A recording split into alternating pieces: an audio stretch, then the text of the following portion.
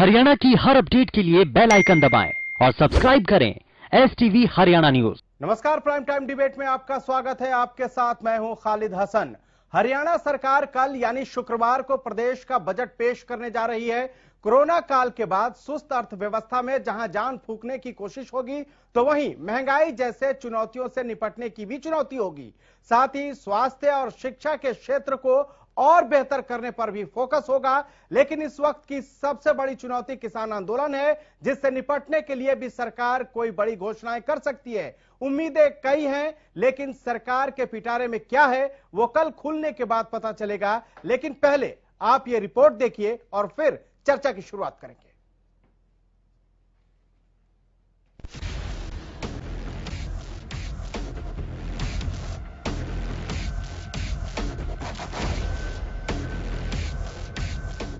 शुक्रवार को मनोहर सरकार का पिटारा खुलने जा रहा है। कोरोना काल के बाद पेश हो रहा प्रदेश का ये पहला बजट है, इसलिए सरकार के पास चुनौतियां भी काफी हैं। एक तो कोरोना काल के बाद सुस्त अर्थव्यवस्था को जहां पटरी पर लाने की चुनौती है, तो वहीं कृषि कानूनों को लेकर चल रहे किसान आंदोलन से निपटने के लिए सरकार बजट में बड़ी घोषणाएं भी कर सकती है। इसके अलावा स्वास्थ्य, शिक्षा और महंगाई जो डायन बनकर लोगों को डस रही है, उस पर काबू करना सरकार के लिए बड़ी चुनौती है। पेट्रोल डीजल पर कीमत बढ़ने से नौकरी पेशा लोगों के साथ साथ व्यापारी भी परेशान हैं, तो वहीं गृहिणियां जिन पर घर का बजट बनाने की जिम्मेदारी है, वो रसोई गैस की कीमतों में इजाफे से परेशान हैं। ऐसे में लोगों को उम्मीद है कि सरकार पेट्रोल और डीजल पर राज्य सरकार की ओर से लेने वाले वैट में कमी कर लोगों को राहत देने की कोशिश करेगी। अब चलिए एक नजर डालते हैं शुक्रवार को पेश होने वाले प्रदेश सरकार की बजट से उम्मीदें क्या हैं। शुक्रवार को पेश होने वाले बजट में किसानों और स्वास्थ्य पर फोकस हो सकता है। सिंचाई, बागवानी, पराली प्रबंधन पर विशेष ध्यान। नहरी निर्माण क्षेत्र में बजट की राशि बढ़ाई जा सकती है। स्वास्थ्य क्षेत्र का बजट 30 से 45% तक बढ़ने की उम्मीद। रोजगार और स्वरोजगार देने के लिए हो सकती है घोषणा। सरकारी विभागों में भर्ती को लेकर घोषणा की उम्मीद। बजट में लोगों के हित के लिए घोषणाओं की उम्मीद। हर वर्ग के लिए कुछ घोषणाएं हो सकती हैं। शिक्षा के बजट को बढ़ाए जाने की उम्मीद। बजट को लेकर व्यापारियों और उद्यमियों को काफी उम्मीदें हैं। निजी उद्योगों में 75% वर्कर प्रदेश से लगाने संबंधी कानून को रद्द करने की मांग भी व्यापारी कर रहे हैं। उनका कहना है कि हरियाणा में तो फसल तक अन्य प्रदेशों के श्रमिक काटते हैं। ऐसे में बाहर के कर्मचारियों को नहीं लगाने से उद्योग धंधे बर्बाद होना तय है। व्यापारियों का कहना है कि महंगाई चरम पर है। पेट्रोल डीजल के भाव इतने बढ़ चुके हैं कि व्यापारियों को कामकाज करना मुश्किल हो गया है। बढ़ती महंगाई का असर व्यापारियों के कारोबार पर पड़ रहा है। व्यापारियों ने सरकार से व्यापारियों के हितों को ध्यान में रखते हुए बजट पेश करने की मांग की है। इस बार बजट से किसानों को भी काफी उम्मीदें हैं। किसानों का कहना है कि फसलों का उचित मूल्य मिले और खाद बीज पर सरकार की तरफ से सब्सिडी को और ज्यादा बढ़ाया जाए। कृषि क्षेत्र का बजट ज्यादा से ज्यादा रखा जाए। साथ ही किसानों के लिए कोई नई योजना बजट में लाई जाए ताकि कृषि क्षेत्र को और बेहतर किया जाए। सरकार किसान आंदोलन को देखते हुए इन मांगों पर ध्यान भी दे सकती है। साथ ही शिक्षा को बेहतर बनाने को लेकर भी सरकार इस बजट में इजाफा कर सकती है, क्योंकि जिस तरह से पिछले एक साल में बेरोजगारी का दर प्रदेश में बढ़ा है, उससे निपटना भी सरकार के लिए बड़ी चुनौती है। अब देखना है कि जब सरकार का शुक्रवार को पिटारा खुलता है, तो विकास, रोजगार के साथ ही शिक्षा, स्वास्थ्य पर सरकार का कितना फोकस रहता है। Bureau report, Haryana news.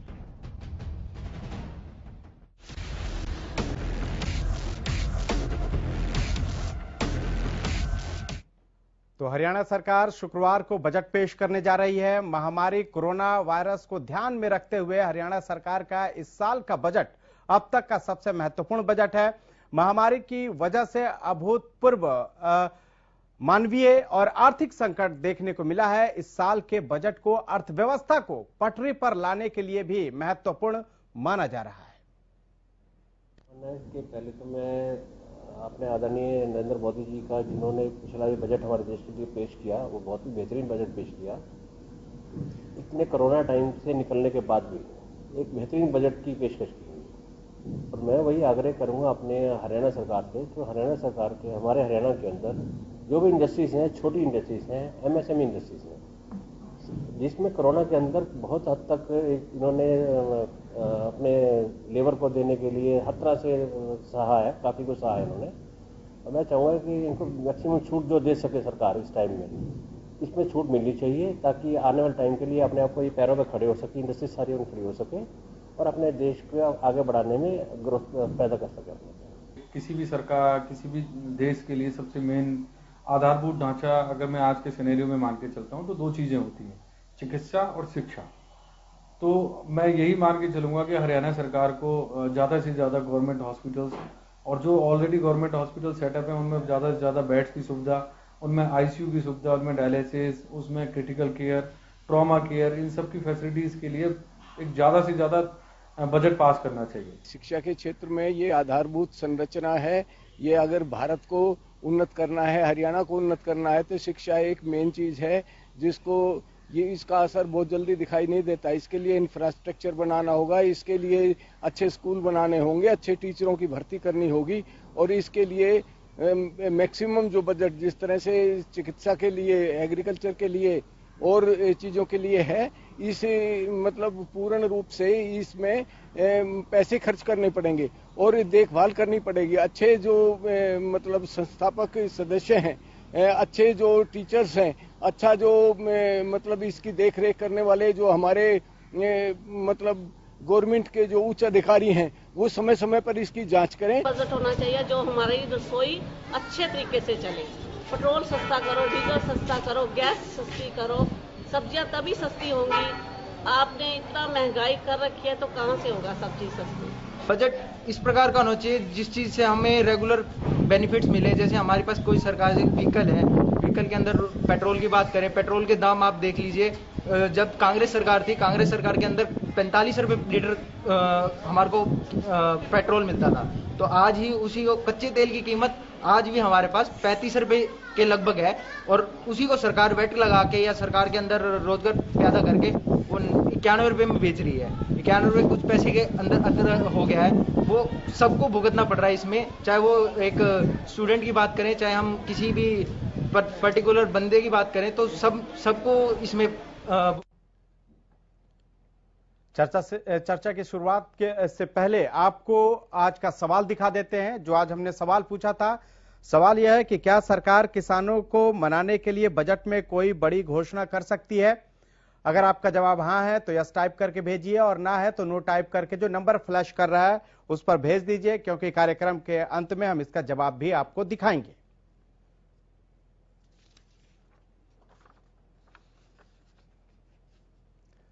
तो चर्चा की शुरुआत करते हुए सबसे पहले आज के जो हमारे मेहमान हैं उनसे आपका तारुफ करवा देते हैं। योगेश कौशिक, राजनीतिक विश्लेषक, हमारे साथ जुड़ गए हैं। सर, स्वागत है आपका। वंदना पोपली, प्रवक्ता बीजेपी, हमारे साथ जुड़ चुकी हैं। मैम, आपका भी स्वागत है। बजरंग दास, प्रवक्ता कांग्रेस, हमारे साथ जुड़ चुके हैं। सर, आपका भी स्वागत है। और ओंकार सिंह, प्रवक्ता NLO, भी हमारे साथ जुड़ चुके हैं। सर, आपका भी बहुत बहुत स्वागत है। लेकिन सबसे पहले सवाल वंदना पोपली जी से। पोपली जी, कल सरकार का पिटारा खुलने वाला है। क्या बजट में को लेकर जो प्रदेश की जो लोग हैं, प्रदेश के लोग हैं, जो उनकी आकांक्षाएं हैं, क्या कल पूरी होंगी या सिर्फ घोषणाएं होंगी? देखिए, अभी मैं सुन पा रही थी बहुत सारे लोगों की बात को, उद्योगपति भी थी, महिलाएं भी थी, शिक्षाविद भी थे, सभी ने अपनी कहीं ना कहीं आशाएं व्यक्त की हैं भारतीय जनता पार्टी से, और भारतीय जनता पार्टी लगातार उनकी आशाओं पे खरी उतरी है। अगर आपको याद हो, कुछ समय की पहले की बात है, जब मुख्यमंत्री जी गुड़गांव आए थे तो उन्होंने बजट के ऊपर खुलकर चर्चा की थी, और उन्होंने कहा था कि जो बजट है शिक्षा, स्वास्थ्य, सुरक्षा, रोजगार, स्वावलंबन और स्वाभिमान, इन सब विषयों पर केंद्रित होगा। तो मुझे लगता है कि जो मुख्य विषय है आज के समय के लिए, वो जरूरत इन सब चीजों के लिए है। शिक्षा सबसे इम्पोर्टेंट है, क्योंकि अगर हमें लगता है कि हमारी आने वाली जो पीढ़ियां हैं वो आगे बहुत ज्यादा उन्नति करे, तो उनको शिक्षा देना आवश्यकता है, बहुत ज्यादा आवश्यक है। दूसरी बात, अगर मैं स्वास्थ्य की बात करूं, तो अभी जिस हम महामारी से निकले हैं, कोरोना से, उसमें लगता है कि हमें स्वास्थ्य पर और भी ज्यादा ध्यान देने की जरूरत है। हम लोग वोकल फॉर लोकल की हम जब यहाँ पर बात करते हैं तो स्वावलंबन भी हमारा होना बहुत जरूरी है, सुरक्षा भी बहुत जरूरी है। तो ये जो रोजगार है, ये सब इम्पोर्टेंट इश्यूज हैं। मुख्यमंत्री जी ने इन पर ज्यादा ध्यान दिया है। उन्होंने कहा है कि जो इस बार का हमारा बजट होगा पहले की तरह लोकहित का होगा, प्रत्येक वर्ग की समस्याओं का समाधान कराया जाएगा और स्वास्थ्य बजट को भी बढ़ाया जाएगा और शिक्षा बजट को भी बढ़ाया जाएगा। आपको बताना चाहूंगी कि पिछली बार मुख्यमंत्री जी ने एक नई शुरुआत की थी कि सभी से उन्होंने आइडियाज लिए थे, उनके सजेशंस लिए थे। इस बार कोरोना महामारी की वजह से वो सजेशंस आमने सामने तो नहीं ले पाए, लेकिन पत्र के माध्यम से उन्होंने सबसे सजेशन लिए हैं। और आपने देखा होगा कि जब वो पिछली बार बजट पढ़ रहे थे तो प्रत्येक विधायक का बता भी रहे थे, ये इस विधायक का सजेशन था, ये इस विधायक का सजेशन था। तो जब सबका सजेशन लेकर, सबका साथ सबका विकास करने वाली हमारी पार्टी है, जब सबका साथ लेकर चलेंगे तो बहुत एक अच्छा बजट फिर से हमारे सामने आएगा। और मुझे पूरा विश्वास अपने मुख्यमंत्री जी पर है, जो कि वित्त मंत्री भी हैं। उनके पिटारे से बजट निकलेगा, वो पूरे हरियाणा को और आगे पहुंचाने का काम करेगा। ठीक है वंदना जी, जैसे आपने बहुत सारा जिक्र किया कि शिक्षा, स्वास्थ्य और स्वावलंबन के लिए सरकार काम करेगी, लेकिन एक जो ज्वलंत मुद्दा है, जो महंगाई मुद्दा है, आप एक नेता हैं, प्रवक्ता हैं पार्टी के, लेकिन उससे पहले एक महिला भी है और जो बजट होता है घर का वो महिलाएं बनाती हैं। लेकिन महंगाई की वजह से जो घर का बजट है वो पूरी तरह से बिगड़ रहा है। लगातार गैस के दाम बढ़ रहे हैं, डीजल पेट्रोल के दाम बढ़ने की वजह से व्यापारी परेशान है, इसके अलावा जो चीजें हैं वो लगातार उसमें वृद्धि हो रही है। ऐसे में क्या सरकार कल जब बजट पेश करेगी, इस दौरान जो डीजल और पेट्रोल पे जो सरकार की तरफ से बैट लिया जाता है, क्या उस बैट में कमी करके प्रदेश के लोगों को कोई राहत दी जाएगी? महंगाई आपने छोड़ दिया था मुद्दा जिस पे आपको बोलना था। खालिद, मुझे लगता है कि आपने शायद ध्यान से नहीं सुना। मैंने जो अंतिम बोला था वो स्वाभिमान के लिए भी बोला था। ये हमारी सरकार में लगातार बढ़ती हुई जीडीपी है और जो लगातार बढ़ती हुई इकोनॉमी है, उसमें अगर एक समय के लिए कहीं पर लगा है कि महंगाई अगर पेट्रोल के दामों में उनको दिख रही है या गैस के दामों में दिख रही है, तो पूरे सरकार की नजर में है, हमारा पूरा ध्यान है। आप देखेंगे कि जो कल का बजट आपके सामने आएगा, बहुत सारे आपके सवालों का जवाब दे देगा। ठीक है, लगातार हमारे साथ कांग्रेस के प्रवक्ता भी हैं। बजरंग दास जी, आप कुछ कहना चाह रहे थे? खालिद जी, जहां तक इस सरकार का सवाल है, बजट से पहले ही इस सरकार ने हाल ही में फल और सब्जी पर 2% मार्केट फीस लगा दी नहीं जी। और छोटे से छोटा व्यापारी और बड़े से बड़ा उद्योगपति सभी के ऊपर, चाहे जूते बेचने वाला हो, चाहे किराना का सामान बेचता हो, चाहे हलवाई हो, चाहे हॉस्पिटल हो, चाहे बैंकट हॉल है, चाहे होटल है, चाहे छोटा छोटी फैक्ट्री हो, सभी के ऊपर इन्होंने नया व्यवसाय कर आली में लगा दिया। क्या उम्मीद कर सकते हो? जहां महंगाई का सवाल है, महंगाई और बेरोजगारी आज चरम सीमा पे ऊपर है। कोरोना महामारी के अंदर दुकानें बंद रही, फैक्ट्रियां बंद रही। इस सरकार ने बंद दुकानों का और फैक्ट्रियों का बिजली का बिल, हाउस टैक्स तक उन व्यापारियों से लिया। जहां तक कि आप टैक्स की बात करते हो, जहां स्थिति टैक्स की है, कभी कपड़े पर, चीनी पर, खेती उपयोगी दवाइयों पर, खाद पर कभी टैक्स नहीं लिया। जब से देश आजाद हुआ तब से अब तक कपड़े पर, चीनी में कभी टैक्स नहीं था। उसके ऊपर भी 5% जीएसटी लगा दिया। जिन वस्तु में 5% टैक्स था उस पर 18 व 28% टैक्स लगा दिया। आज देखिए लाखों लोग बेरोजगार हो चुके हैं सरकार की गलत नीतियों से। मैं आंकड़े सिर्फ बताता हूं, जहां गवार की फैक्ट्रियां, मैं दावे के साथ करता हूं, आंकड़े दे सकता हूं, 90% हरियाणा के अंदर गवार की फैक्ट्रियां बंद हो चुकी है। यहां तक कि आप देखोगे जो कुटीर लघु उद्योग हुआ करते, गांव स्तर के ऊपर छोटे छोटे उद्योग लगते थे, जहां कूलर बनता था, पंखे थे, निवार थे, पिलंग थी, नमकीन सामान था, बेकरी का सामान था, तेल, साबुन, सब सामान बनता था, हर जुर्ग का सामान बनता था। आज 80% से ज्यादा वो छोटी छोटी फैक्ट्रियां ग्राम स्तर पर बंद हो गई है। जहां हरियाणा कृषि उपज प्रदेश है, सबको पता है, मगर आज देखो कृषि की जितनी मिलें हैं, मैं याद वहां जाता हूं, देख लीजिए दाल मिल है, दाल मिल कम से कम 50% दाल की मिलें बंद हो चुकी है। भी मैं सरकार से यही मांग करता हूं, सरकार कहती है भी हम प्राइवेट सेक्टर के माध्यम से, उद्योग के माध्यम से 75% युवाओं को रोजगार देंगे। भाई कहां से दोगे आप जब आपने कोई पॉलिसी नहीं बनाई, आपने नए उद्योग लगाने के लिए कोई सुविधा नहीं दी। सिंह के पास जाना है। मैं जब मानता ये खाली नेक्स्ट पॉइंट रह जाएगा।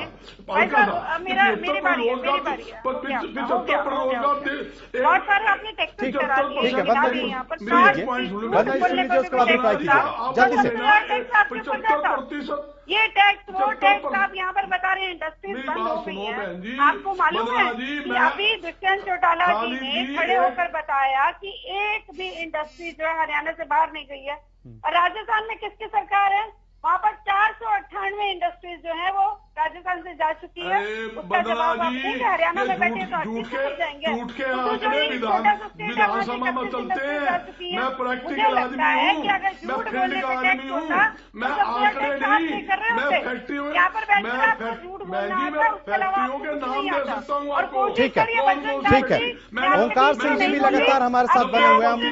ओंकार सिंह जी, सवाल यह है कि जिस तरह से दावे हो रहे हैं कि एक भी जो इंडस्ट्री है बीजेपी की तरफ से भी, और जैसे वंदना जी ने बताया कि डिप्टी सीएम ने कल कहा था सदन में कि एक भी जो इंडस्ट्री है वो बाहर नहीं गई है। खालिद ये मेरे बीच में आगे से नहीं बोलेंगे, इनको अपनी जितनी लंबी बात करनी है कर लें, लेकिन मैं जब बोलूंगी तो ये बीच में नहीं बोलेंगे। दोनों आदमी इस बात का ख्याल रखिए कि दोनों एक दूसरे में टोका टोकी ना करें, क्योंकि और भी गेस्ट है, उनको भी इन्वॉल्व करना होता है। ओंकार सिंह जी, सरकार की तरफ से दावा है कि एक भी, सर प्लीज, और भी लोगों को इसमें इन्वॉल्व करना है। हमारे बहुत से भी और गेस्ट बैठे हुए इंतजार कर रहे हैं अपनी बारी की, तो उनको भी मौका देना हमारा फर्ज बनता है।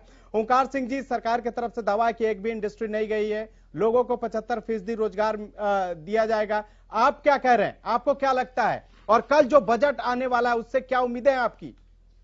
जी, पहले तो मेरी बेनती है, ये डिबेट को हर बार सब्जी मंडी बना देते हैं। मेरी हाथ जोड़ के बेनती है सब्जी मंडी ना बने, बारी बारी सारे बोले।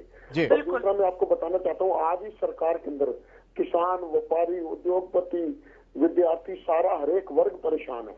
और जहाँ तक ये बात है कि 75% रोजगार दिया जाएगा, तो अभी सरकार की अपनी 99 SDO भर्ती किए थे, जिसमें से सिर्फ 22 हरियाणा के थे, मतलब 25% से भी कम, और 77 जो है बाहर की स्टेट्स के थे।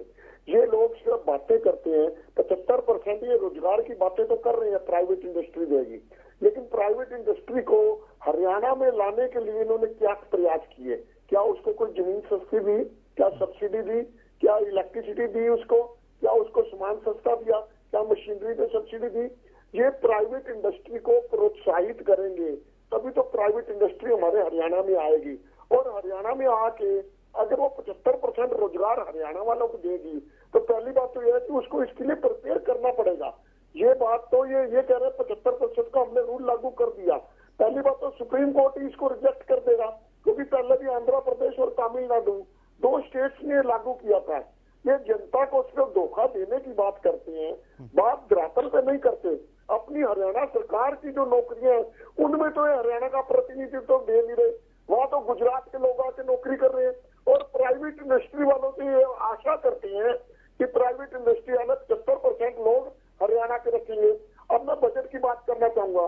बजट में हमें उम्मीद है कि हरियाणा सरकार किसान आंदोलन को खत्म करने के लिए कोई ना कोई जरूर उनको लुभावना वायदा करे, लुभावना उनको कोई ना कोई चीज दे, ताकि वो आंदोलन को किसी तरीके स्थगित करे। लेकिन सरकार ऐसा करने वाली नहीं है। सरकार के ऊपर इस वक्त 1,98,700 करोड़ रुपए कर्ज है। और ये सरकार ऐसी सरकार है, कर्जा उतारने के लिए, कर्जे का ब्याज देने के लिए फिर कर्ज ले रही है। और इस बार भी इसमें यही करना है। जब 2014 में बीजेपी सरकार आई थी तो 67,000 करोड़ का कर्ज था। आप ये देखिए 6 वर्षों में इन्होंने 1,98,700 करोड़ का कर्ज बना दिया। ठीक है, ओंकार सिंह जी आपके पास आएंगे। योगेश कौशिक राजनीतिक विश्लेषक भी हमारे साथ जुड़ चुके हैं। सर आप ओंकार सिंह जी, बात मेरी बहन करती है। ठीक है सर, ठीक है, आपके पास आएंगे। आपने अपनी बात रख दी। अब जरा योगेश कौशिक जी को भी इन्वॉल्व करते हैं इस चर्चा में। योगेश कौशिक जी, सरकार के पास चुनौतियां कई हैं। आप देख रहे हैं कि कोरोना काल के बाद ये पहला बजट है। बेरोजगारी एक समस्या है। इसके अलावा अगर बात करें तो शिक्षा और चिकित्सा जैसे कई मुद्दे हैं जो कि उस पर सरकार को फोकस करने की जरूरत है। खास करके खुद वंदना जी ने भी माना है कि जो स्वास्थ्य क्षेत्र है उस पर फोकस करने की जरूरत है। आपको क्या लगता है ये जो बजट कल पेश होने वाला है उससे क्या जो प्रदेश की जनता है उससे कुछ राहत मिलने वाली है?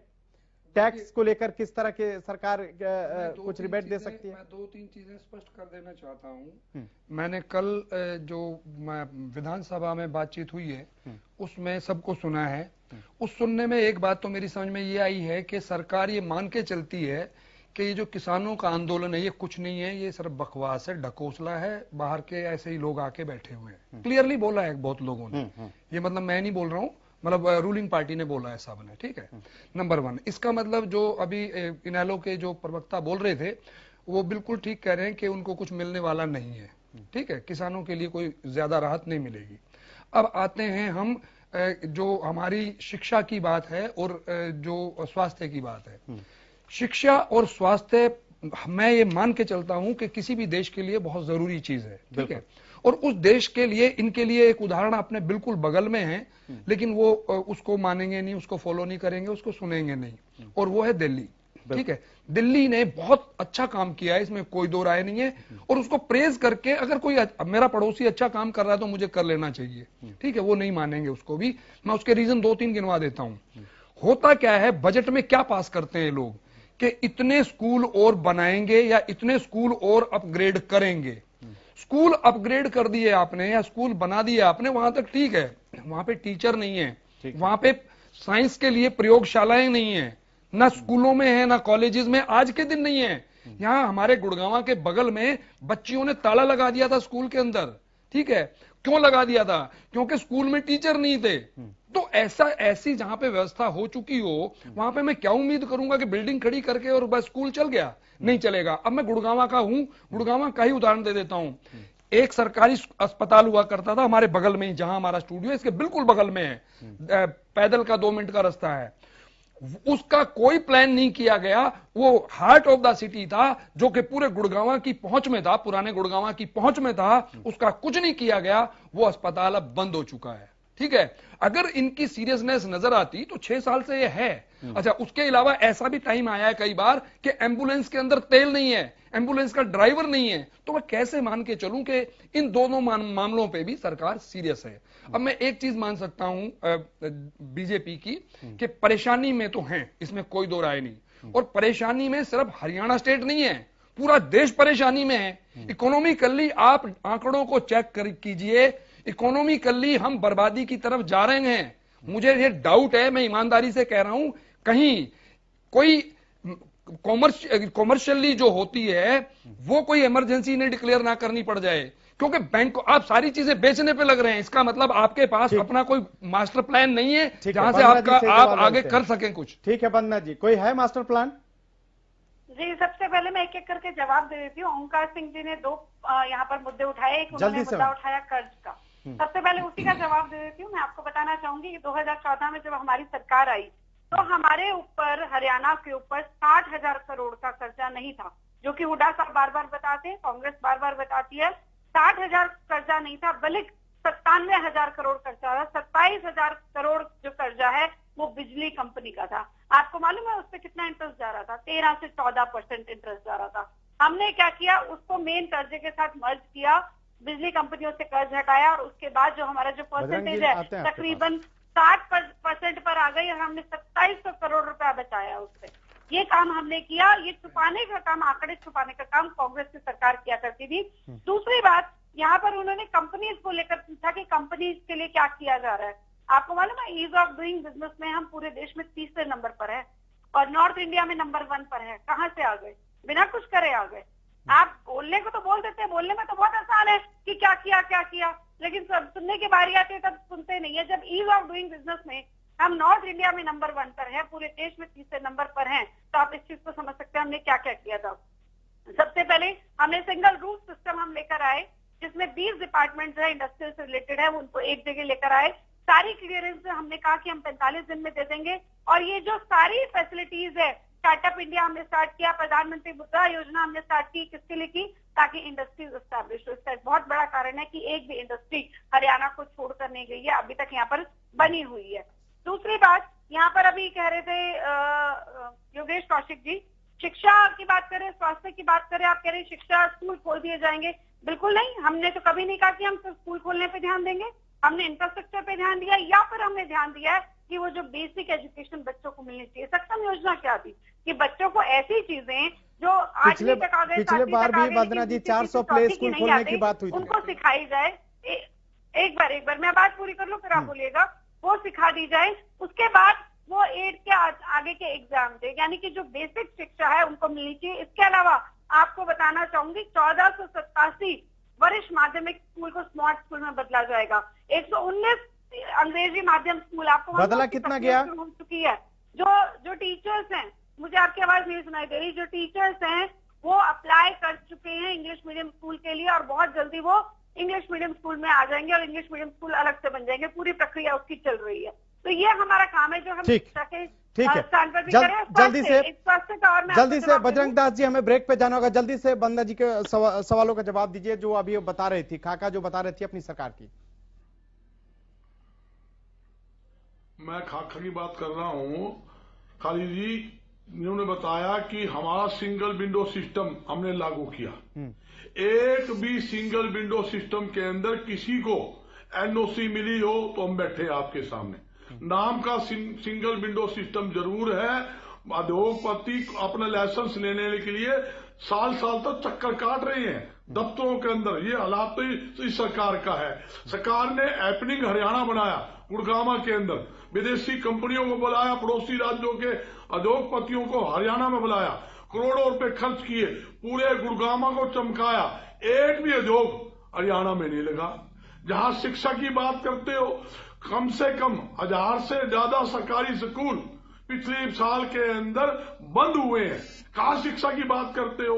बैठने के लिए उचित स्थान नहीं है, टीचर नहीं है, पानी की व्यवस्था नहीं है स्कूलों के अंदर। आप देख लीजिए, कोई भी सरकारी, कोई सरकार का अधिकारी या कोई सरकार का नेता कोई सरकारी स्कूल में अपने बच्चे भेजता है? हमें एक छोटे से ब्रेक के लिए रुकना होगा, लेकिन जब ब्रेक के बाद लौटेंगे तो लगातार ये चर्चा जारी रहेगी और ये लगातार जो हमारे मेहमान हैं उनसे ये जानने की कोशिश करेंगे कि जो कल बजट आ रहा है क्या उससे प्रदेश की जनता को वो उम्मीदों पे सरकार खरी उतरेगी, क्योंकि लगातार महंगाई है वो एक बहुत बड़ा। कल प्रदेश का बजट आने वाला है, लेकिन उसको लेकर भिवानी की जनता क्या सोचती है वो पहले आपको दिखाते हैं। सरकार बजट पास करते समय जनता के हितों का ध्यान रखे और जनता की भलाई में बजट पास करे और महंगाई को बढ़ाने की कोशिश न करे, इसे घटाने की कोशिश करी जाए। आम जनता के हित में होना चाहिए, क्योंकि जो गरीब लोग होते हैं, छोटी जनसंख्या वाले लोग होते हैं, उनका भी तो हर चीज़ का गवर्नमेंट को ध्यान देना चाहिए। अगर गवर्नमेंट हर चीज़ महंगी कर देगी, हर चीज़ के दाम ऊंचे कर देगी, तो गरीब लोग तो वैसे ही भूखे मर जाएंगे। जबकि गवर्नमेंट खुद ही कहती है, जनता खुद ही कहती है कि हमें नीची जाति के लोगों का अच्छे से ध्यान रखना चाहिए। अगर गवर्नमेंट इन चीज़ों का ध्यान नहीं रखेगी तो आम जनता क्या करेगी? हमारे हर कस्टमर जो है, हर पब्लिक, हर कॉमन पर्सन जो है LPG सिलेंडर यूज़ करता है। तो सबसे पहले मैं इस पे बोलूँगी, गवर्नमेंट को इस पे फोकस करना चाहिए, कॉस्ट इफेक्टिव, इकोनॉमिकल होना चाहिए। All of the sudden government ने इसका रेट हाइक एकदम इतना इंक्रीज कर दिया, so it must be reach of every person. Secondly ये बोलूँगी, जब भी कोई गवर्नमेंट आती है या हमारा न्यू बजट होता है तो हम रेलवे न्यू रेलवे लाइंस और न्यू रेल्स, ये ट्रैवलिंग पॉइंट ऑफ व्यू से वो भी इंट्रोड्यूस करी जाएँ, ताकि कस्टमर को एक जगह से जाना हो, पब्लिक को एक जगह से दूसरी जगह जाना हो, भी काफ़ी इकोनॉमिकल पड़े। महंगाई जो है, महंगाई पे कंट्रोल करे। तो मुझे लगता है कि हेल्थ केयर के अंदर इन्वॉल्व जितने भी इक्विपमेंट्स हैं या और भी कंज्यूमेबल्स हैं जो कि अभी भी टैक्स के दायरे में हैं, तो एटलीस्ट उनको पूरी तरह से टैक्स मुक्त कर देना चाहिए, क्योंकि अल्टीमेटली हम जो भी टैक्स लेंगे उसका बोझ पेशेंट के ऊपर ही पड़ता है। और यदि सरकार अफोर्डेबल हेल्थ केयर चाहती है इंडिया में और प्राइवेट सेक्टर के साथ मिलकर काम करना चाहते हैं हम, तो इसमें ज़रूरी होगा कि पेशेंट के ऊपर इसका बोझ थोड़ा कम किया जाए। हमारा आने वाला जो बजट है वो जनता के हित में होगा, महंगाई को कम करेगी। हमारी सरकार एकदम बढ़िया है और हम अपनी सरकार से प्रेम करते हैं। कि आम आदमी के हक में ये बजट आना चाहिए, गरीब से गरीब का, मजदूर का, किसान के सब के हक में मदद होना चाहिए, इससे किसी भाई को कोई परेशानी न हो। हम सरकार से बड़ी उम्मीद करते हैं कि सब के हक में अच्छे से अच्छा ये बजट पेश। और लगातार हमारे सारे मेहमान बने हुए हैं। ओंकार सिंह जी, अभी हमने भिवानी की जितनी भी बाइटें सुनाई, जो लोग वहां के कह रहे हैं, महंगाई एक तरह से हर आदमी के लिए यहां पर मुद्दा है। क्या लगता है कि कल के बजट से महंगाई पर कोई मरहम लगेगा?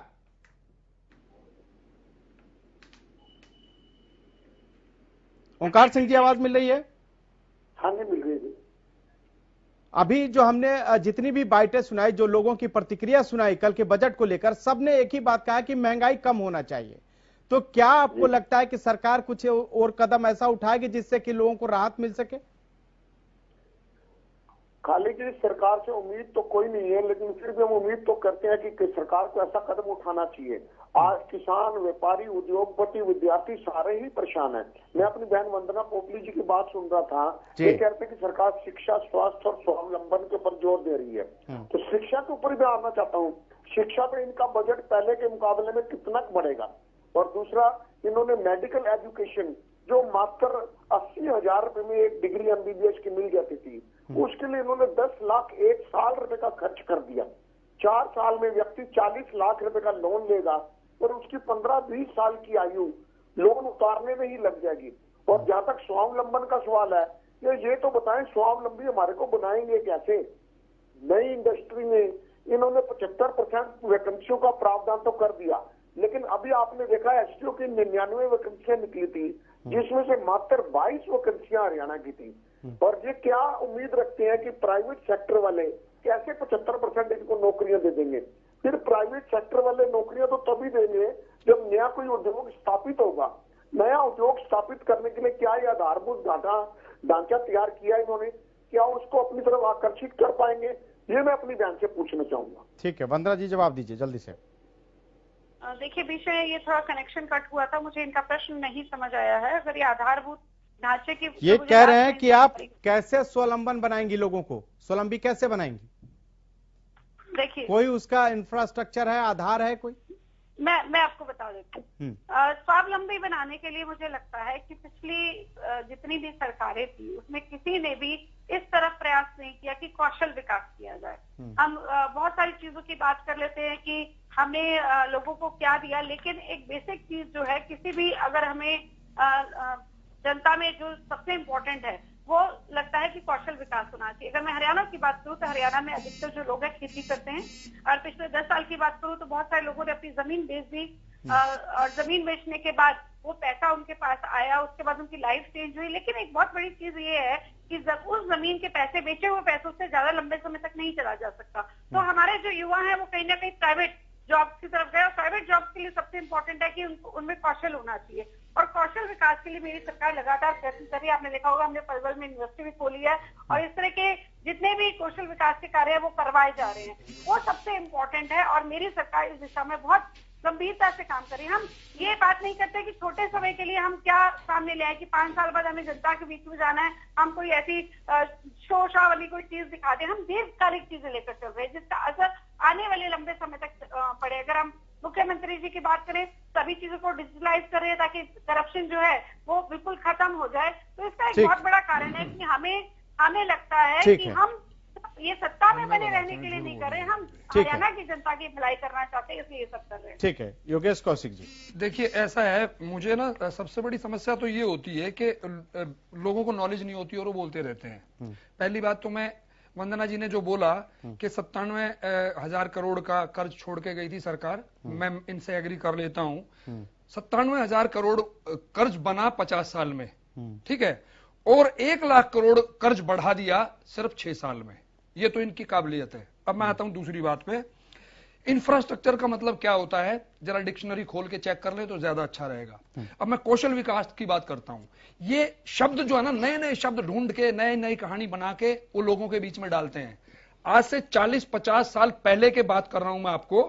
मैं इसी हायर सेकेंडरी स्कूल की बात कर रहा हूं, वो भी हमारी बगल में है, ठीक है, गुड़गांवा का हायर सेकेंडरी स्कूल, मैं वहां से पढ़ा हुआ हूं। उस समय वहां पे जिसे ये कौशल विकास का नाम दे रहे हैं, उस टाइम पे वहां पे ट्रांजिस्टर रिपेयर करना सिखाया जाता था, कारपेंटरी सिखाई जाया करती थी, और ऐसे छोटे छोटे जिसे कौशल विकास कह रहे हैं, ये स्कूल में एज ए सब्जेक्ट पढ़ाए जाया करते थे। फिर उसके बाद धीरे धीरे उसका और अपग्रेडेशन हुआ, और वो अपग्रेडेशन में क्या हुआ, फिर ITI बनने लग गए। तो प्रोफेशनली जो 10वीं करके फिर ITI में जाने लग गए, वही कौशल विकास है। ठीक है, और उसके बाद उसके अंदर क्या क्या चीजें और नई ऐड होती हैं या होंगी, जैसे आज के दिन मान लो कंप्यूटर आ गया, हमारा कंप्यूटर की रिपेयर सिखानी चाहिए, उसके बाद मोबाइल आ गए हैं, उनकी रिपेयर सिखाई जानी चाहिए। मैं मानता हूं इसको, ये अच्छे स्टेप्स हैं, बट व्हेन यू हैव, आपके पास ऑलरेडी जब इंफ्रास्ट्रक्चर है तो नए कुछ भी करने की जरूरत कहां है, और नया नाम देके ही सब कुछ बदल जाएगा क्या, ये मेरी समझ से बाहर हो जाता है कई बार। अब इसके साथ साथ स्वावलंबी का मतलब भी मेरी समझ में नहीं आता है। स्वावलंबी का मतलब तो ये है, जैसे पहले हुआ करता था कि गांव में एक ने आलू बो दिया, एक ने प्याज बो दी, एक ने टमाटर बो दिया, एक ने गाजर बो दी, और आपस में उन्होंने आपस में ले लिया, दे दिया, और आगे की कोई डेवलपमेंट की कोई बात मत सोचो। आपने गेहूं बोया, मैंने चावल बोया, हमने आपस में वो खरीद बेच कर ली। ठीक है, ये वहां पे ले जाना चाह रहे। स्वावलंबी का मतलब मुझे समझाएं जरा कि क्या मैं अपने घर की सारी चीजें कर सकता हूं? अगर ऐसा होता तो ग्लोबलाइजेशन को ये रिजेक्ट करते हैं क्या, जिसको मोदी जी जिसके समर्थक हैं, ग्लोबलाइजेशन की पूरी दुनिया समर्थक है, और ये स्वावलंबी की बातें करते हैं। बजरंग दास जी आते हैं, बद्रीनाथ जी आपके पास, सबका जवाब एक ही बार दे दीजिएगा। बजरंग दास जी,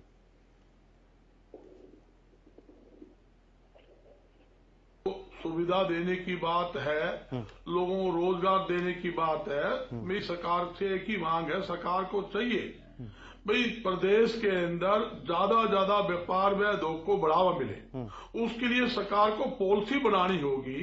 कोई नया उद्योग लगाए, उसके लिए सस्ती जमीन उपलब्ध सरकार को करानी चाहिए। बिजली का बिल है और मशीनरी जो फैक्ट्रियों में लगती है, उसके ऊपर सब्सिडी देने की जरूरत है। सरकार ने हाल ही में जो नए टैक्स लगाए हैं, जिसके कारण आज छोटा व्यापारी तंगी के अंदर है, बड़ा उद्योगपति तंगी में है।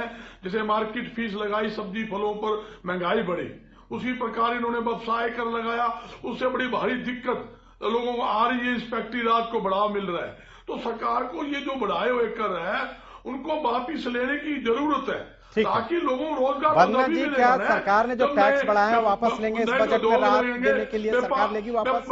व्यापार बढ़ेंगे जब ही तो लोगों को रोजगार। ठीक है बजरंग दास जी, आपका सवाल मैंने पूछ लिया। बंदना जी से देखिए, सबसे पहले तो खालिद, मुझे लगता है कि मुझे योगेश जी का जवाब देना चाहिए। मुझे लगता है जिसकी जितनी सोच होती है वो उतना ही सोच पाता है।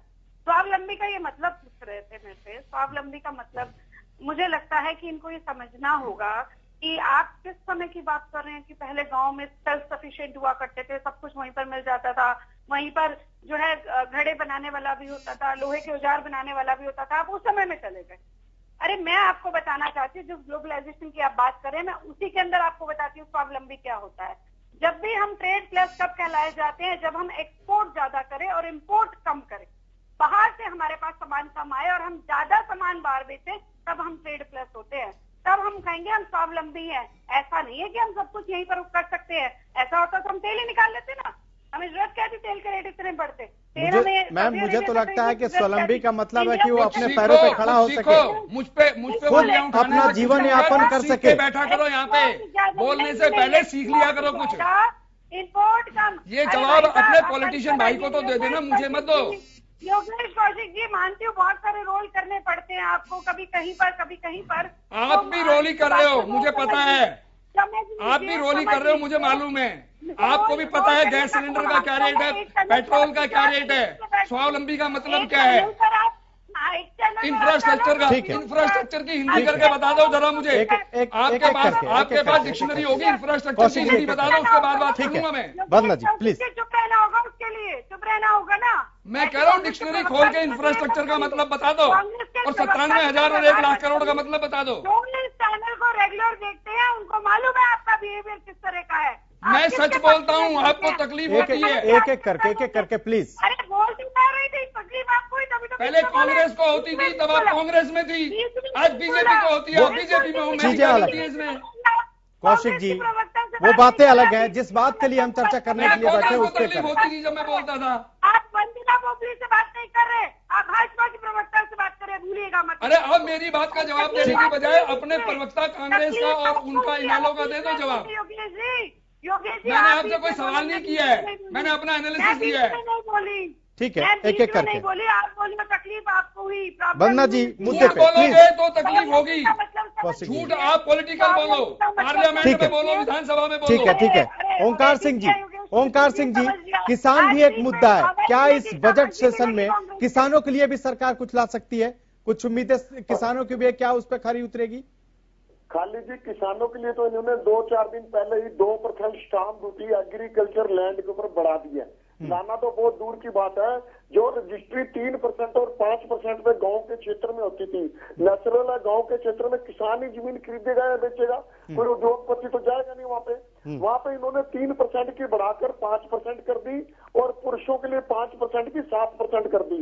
अभी बजट आया नहीं है, बजट से पहले इन्होंने किसान की कमर तोड़ दी।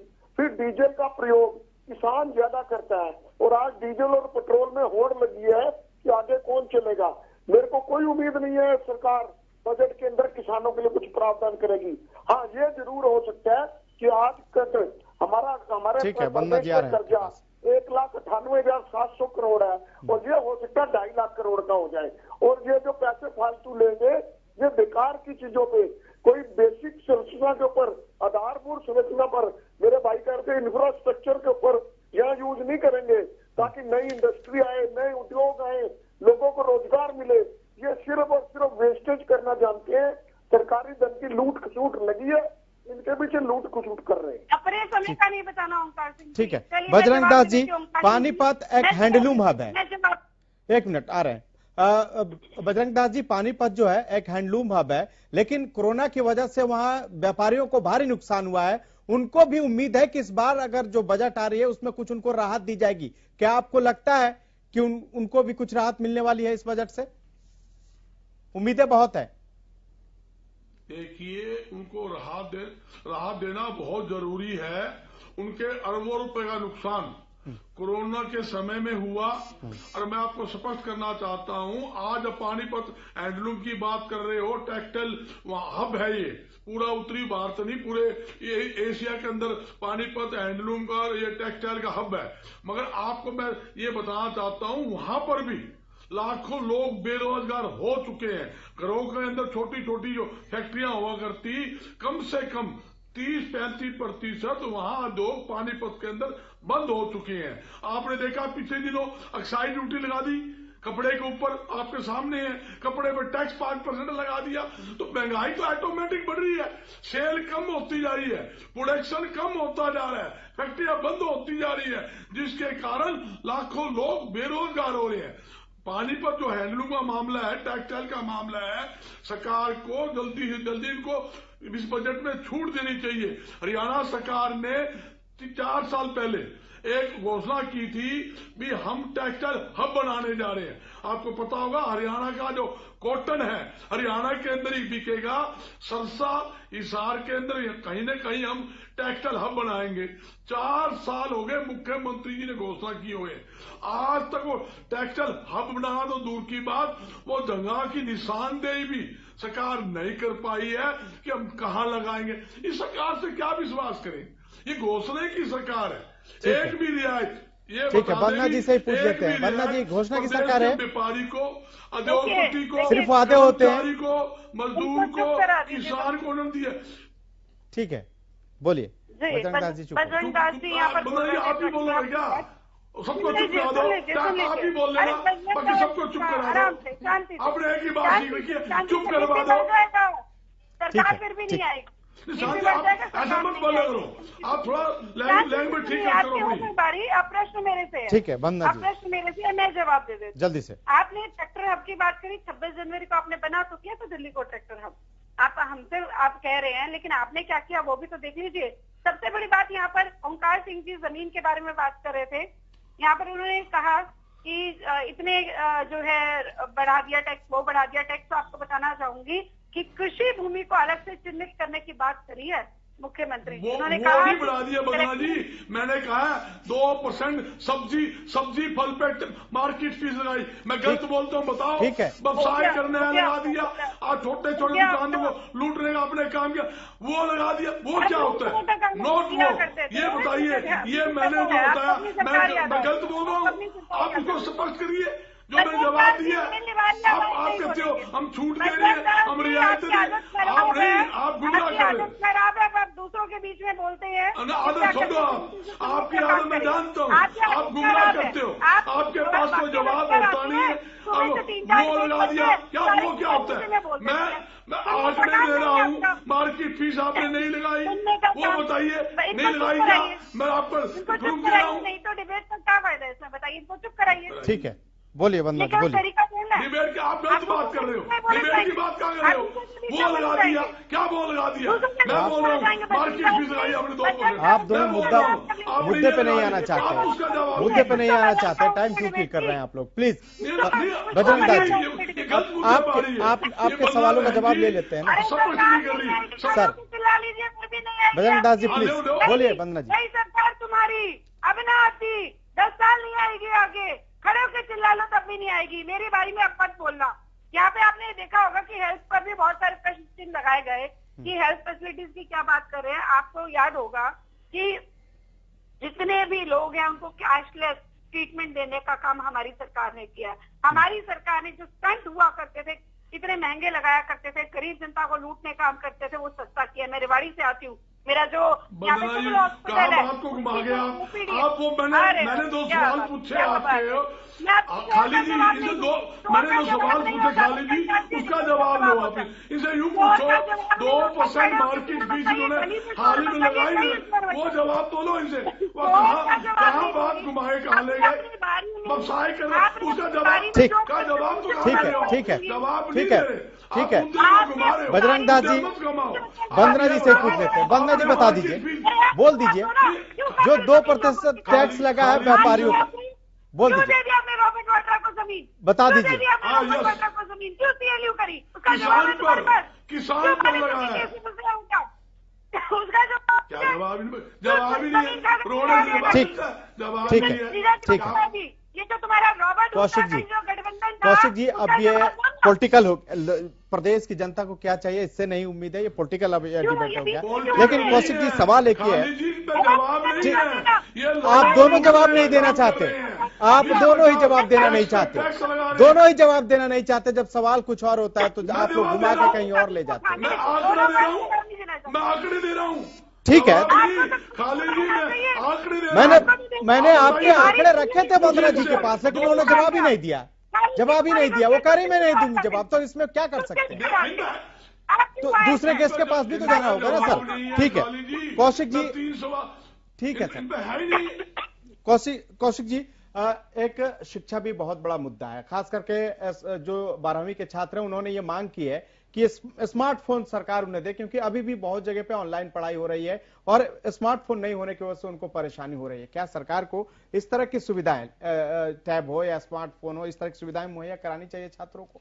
देखिए, ये क्या उनकी उम्मीदें अगर मुझसे अगर पर्सनली पूछा जाए और अगर अफोर्ड कर सकता है बजट तो कर देना चाहिए, ये एक जेन्युइन सी बात है। ठीक है, चुनाव में भी तो ऐसे ऐसे वादे करते हैं बेवकूफाना, किसी ने कह दिया स्कूटी दे देंगे, किसी ने कह दिया हम कुछ और दे देंगे, पर अब वाकई दे देना चाहिए क्योंकि जरूरत है वो। ठीक है, और स्मार्टफोन अब बहुत महंगा भी नहीं है, नंबर 1। नंबर 2, मैं एक बात करना चाह रहा हूं कि बजरंग दास जी जो बात कर रहे हैं ना, वो कर रहे हैं छोटे इंडस्ट्रियलिस्ट की, छोटे व्यापारी की, जिसकी वजह से एमएसएमई की भी बात की है उन्होंने। मोदी जी ने भी अलग से बजट तैयार किया है और उसके लिए अलग से उन्होंने एक प्लान किया है, बजट भी किया है और एक प्लान किया है, क्योंकि वो भी ये समझते हैं कि एमएसएमई से ही देश आगे बढ़ेगा। अदरवाइज क्या होगा कि जो कोरोना काल में लोग बर्बाद हुए हैं, उसी कोरोना काल में बड़े उद्योगपति लाखों करोड़ कमा गए हैं और उन बड़े उद्योगपतियों से अगर आप बात करते हो तो वो कहीं पे भी नजर नहीं आते हैं। तो क्या है कि एमएसएमई से क्या होता है, एक तो रोजगार ज्यादा मिलता है, एक उसके अलावा उससे आपकी सराउंडिंग सारी की सारी डेवलप होती है। मैं इस बात से मुझे अच्छा लगता है कि अगर किसी भी कंपनी में, जैसे मारुति जैसी कंपनी यहां पे आई थी, उससे उसके साथ में चारों तरफ डेवलप हुए, और गुड़गांवा उसी मारुति की वजह से डेवलप हुआ था, पूरा का पूरा गुड़गांवा डेवलप हो गया। एंड अगर आप उसके बाद अगर देखें तो फिर हीरो होंडा आई यहाँ पे, हीरो होंडा के बाद में फिर तो ये हब बन गया ना पूरा का पूरा, फिर आईटी का भी हब बन गया ये। तो होता क्या है कि या तो आप एक बहुत बड़ी इंडस्ट्री ले आओ और उसके चारों तरफ एमएसएमई लगाने का प्लान करो, या फिर ये कि छोटी छोटी जो चीजें हमारी जरूरत की हैं, जिसके बारे में मोदी जी कह रहे हैं कि हमें बाहर चाइना से डेफिनेटली कुछ इंपोर्ट कम हुआ है, लेकिन एक इंटरेस्टिंग बात बता देता हूं। एक साइड में जहां पे लोगों से ये कहा गया कि आप चाइनीज चीजों का बायकॉट कीजिए और ऐप का बायकॉट कराया गया था और ऐप बंद भी कराई गई थी, उसी तरफ दूसरी तरफ आंकड़े चेक कर लीजिए कि गवर्नमेंट ने जो अपना बिजनेस चाइना से किया है वो कहीं ज्यादा किया है, ये आंकड़े बोलते हैं। ओंकार सिंह जी, वक्त की कमी है, लास्ट कमेंट के तौर पे कल जो बजट सरकार की तरफ से पेश किया जाएगा, क्या उम्मीदें हैं आपको? आपके एक पार्टी के तौर पे किस तरह से देखेंगे? क्या चाहेगी आपकी पार्टी, किस तरह का बजट हो? तो संपर्क ओंकार सिंह से टूट गया, लेकिन यही सवाल कांग्रेस के पास लेके जाना चाहेंगे।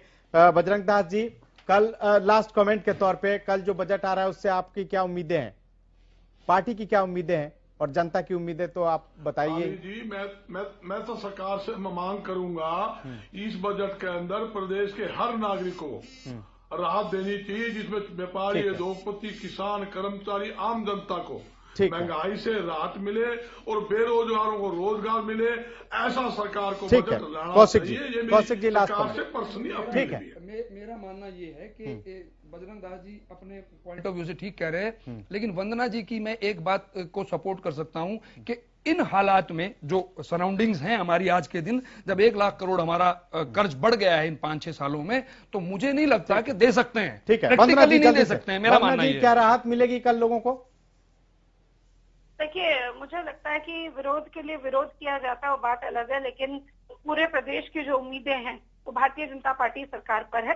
माना कि हम कांग्रेसियों का रोजगार तो वापस नहीं ला पाएंगे, लेकिन रोजगार पे हमारा पूरा ध्यान है। शिक्षा, स्वास्थ्य, रोजगार पर ध्यान रहेगा कल, ऐसी उम्मीद वंदना जी ने जताई है और प्रदेश की जनता को भी यही उम्मीद होगी कि जरूर कुछ रोजगार लोगों को मिलेगा। फिलहाल हमारे पास इतना ही वक्त है। आप तमाम गेस्ट हमारे साथ जुड़े, इसके लिए आपका बहुत बहुत शुक्रिया, क्योंकि हम उम्मीदों का बजट इसलिए कह रहे हैं कि कई उम्मीदें हैं। एक तरफ छात्र उम्मीद लगा के बैठे हैं, दूसरी तरफ महंगाई कंट्रोल करने को लेकर महिलाएं जो हैं वो लगातार कह रही हैं कि सरकार महंगाई कम करे, वो उम्मीद लगाए बैठी। तो उम्मीदें कई हैं, लेकिन पता तब चलेगा जब कल पिटारा खुलेगा। लेकिन